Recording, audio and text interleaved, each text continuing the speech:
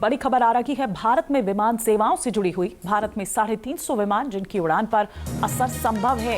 A320 विमानों की उड़ान जिन पर असर पड़ सकता है। A320 विमानों के सॉफ्टवेयर में बदलाव की जरूरत है। ये जानकारी सामने निकलकर आ रही है। सोलर रेडिएशन के खतरे को देखते हुए बदलाव होगा। सॉफ्टवेयर में बदलाव की वजह से उड़ानों पर असर संभव है। तो ऐसी 350 फ्लाइट्स ये बताया जा रहा है जिस पर असर पड़ सकता है इस सॉफ्टवेयर में बदलाव की वजह से, क्योंकि इसमें थोड़ा वक्त लगेगा। और ऐसे A320 जिसके कई विमान हैं जिस पर ये असर पड़ता नजर आएगा। हार्डवेयर सॉफ्टवेयर अपग्रेडेशन जो है वो होना है। तो भारत में 350 विमानों में कुछ तो गड़बड़ है। क्या गड़बड़ है? एयरबस अपने A320 सीरीज के विमानों का सॉफ्टवेयर बदलेगा। सोलर रेडिएशन जिससे उड़ान नियंत्रण का डेटा प्रभावित हो सकता है और इससे बचने के लिए विमानों का सॉफ्टवेयर बदलना होगा।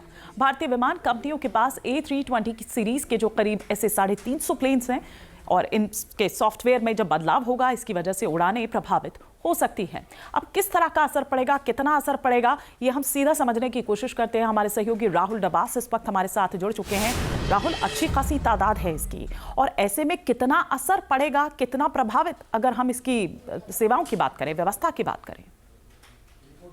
देखिए, अमेरिका में दरअसल बीते दिनों एक प्लेन के साथ एक हादसा होता बचा जब फ्लाई बाय वायर प्लेन था एयरबेस का A320, और उसे जब पुश किया गया, यानी नोजल ऊपर जानी चाहिए थी लेकिन नोजल नीचे की तरफ जाने लगी। उसके बाद उसका थोड़ा वेरिफिकेशन किया जाता है, तब पता चलता है कि जब एयरबस का प्लेन लगभग 30,000 फीट की ऊंचाई पर होता है और उस ऊंचाई पर आने के बाद कई बार ऐसा होता है कि सोलर रेडिएशन की वजह से सॉफ्टवेयर ग्लिच पैदा हो जाता है और इसी ग्लिच की वजह से यह हादसा होता बचा था। लगभग अगर पूरी दुनिया की बात करें 6,000 एरोप्लेन्स है जो एयरबस के है, A380 है, जिनमें से 350 इंडिगो और इंडियन एयरलाइंस यूज करती है। खासतौर पर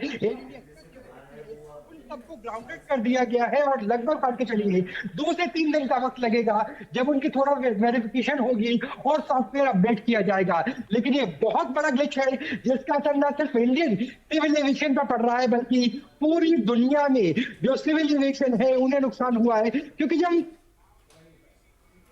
प्लेन की बात करते हैं जिसमें 6 सीटें एक साथ होती है, उसमें सबसे ज्यादा दिखने वाला अगर कोई एरोप्लेन है तो एयरबस का A320 ही है। जी राहुल, कितना वक्त लग सकता है इसमें, और क्या देखें अभी जो वहां पर यात्री आ रहे हैं, पैसेंजर्स आ रहे हैं, जाहिर सी बात है कि उनको इस बाबत जानकारी नहीं होगी, तो ऐसे में उनको टैकल करना और ये एक बहुत बड़ा चैलेंज जाहिर सी बात है कि वहां पर होगा।